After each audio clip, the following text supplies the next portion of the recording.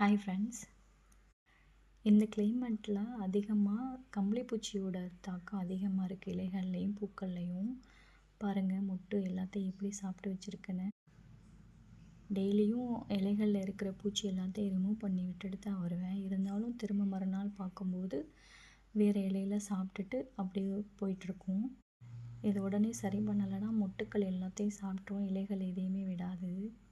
எவ்வளோ கேஷுவலாக இருக்குது பாருங்கள். இலைகள் எல்லாத்தையும் சாப்பிட்டுக்கிட்டு மொட்டுக்கள் எல்லாம் சாப்பிட்டுக்கிட்டு ஜாலியாக இருக்குது பாருங்கள்.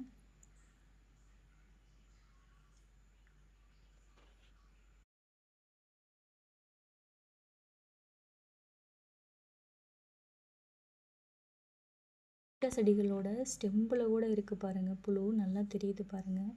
உங்களுக்கு ஜூமிங்கில் காட்டியிருக்கேன் பாருங்கள். இது செம்பருத்தி செடிகளில் வரக்கூடிய பூச்சி. இதுக்குமே இந்த மருந்து கொடுக்கலாம். பாருங்கள், இந்த இலைகள்லாம் எப்படி சாப்பிட்ருக்குன்னு. அப்படியே முட்டை வச்சுருக்கு. இதை கவனிக்காமல் விட்டுட்டோன்னா பூக்கள் எதுவுமே ப்ளூம் ஆகாதுங்க. பாருங்கள், இந்த மொட்டுக்களில் கூட எவ்வளோ பூச்சி இருக்குன்னு பாருங்கள். இந்த பூச்சி தாக்கத்தை கொஞ்சம் குறைக்கிறதுக்கு லிக்விட் ஃபெர்டிலைசர் ஒன்று ரெடி பண்ணியிருக்கேன். 100 ml வேப்ப எண்ணெய் எடுத்திருக்கேன். ஒரு பச்சை மிளகா, நல்ல காரமான பச்சை மிளகா ஒன்று எடுத்திருக்கேன். இந்த மாதிரி ஸ்ப்ரே பாட்டில் வாங்கி வச்சுக்கோங்க. இதில் 100 mlனால் நான் 50 ml கலந்துருக்கேன். ஒரு பச்சை மிளகாயை 4-5 பீஸாக கட் பண்ணி காரத்துக்காக அந்த தண்ணிக்குள்ளே போட்டிருக்கேன். எல்லாத்தையும் நல்லா மிக்ஸ் பண்ணிவிட்டு நல்லா குலுக்கிட்டு ஆயில், தண்ணி, அந்த காரம் எல்லாம் மிக்ஸ் ஆன பின்ன இலைகளில் இது மாதிரி தெளித்து விடுங்க. இது மாதிரி ஊற்றி விடலாம், இல்லைன்னா தெளித்து விடலாம். இல்லை சும்மா டப்பாவில் மிக்ஸ் பண்ணி கூட நம்ம கையினால் கூட தெளித்து விடலாம்.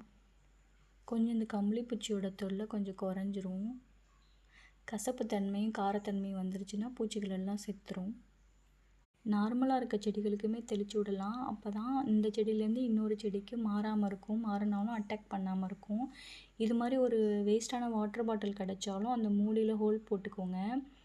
அந்த வேப்ப எண்ணெய் கலந்து மிக்ஸ் பண்ண தண்ணி இதில் ஊற்றி செம்பருத்தி செடிக்கெலாம் அந்த மாதிரி ஸ்ப்ரே பண்ணி விடலாம். நல்லா அப்போ தான் இலைகளில் போய் அப்சர்வ் ஆகும்.